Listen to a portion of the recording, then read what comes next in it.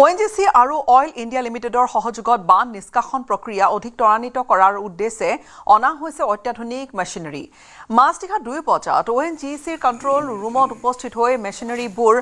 স্থাপন কৰা বা গোটেই মেচিনপত্ৰ স্থাপন কৰা পৰিচালনা আৰু পানী নিষ্কাশন কাৰ্যসূচীৰ অগ্ৰগতিৰ বুজ ল'লে মন্ত্ৰী বিমল বৰাই। সংশ্লিষ্ট বিষয়া কৰ্মচাৰীসকলৰ সৈতে পৰ্যালোচনা কৰি যাতে এই মেচিনাৰীসমূহ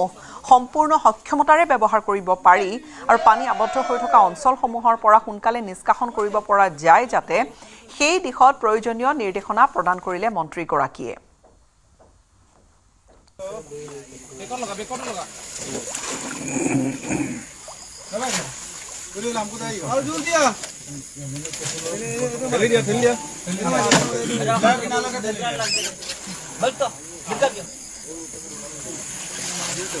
আৰু কোন পাছল লগা থল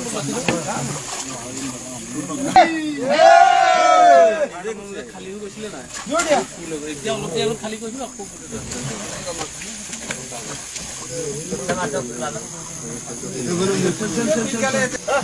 এটা এডিশনাল সাপোৰ্ট আসলতে এটো এই বান সমস্যাটোৰ সমাধানৰ ক্ষেত্ৰত বহুত ডাঙৰ কিবা এফেক্ট পৰিব বুলি ভবা নাই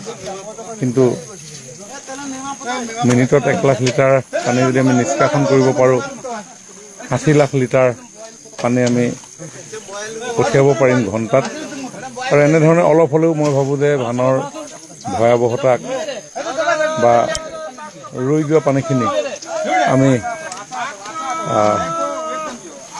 উলিয়াই পঠিয়াব পাৰিম আৰু এই কামত নিৰন্তৰভাৱে ৱাটাৰ ৰিসোৰ্স ডিপাৰ্টমেণ্টে কাম কৰি আছে।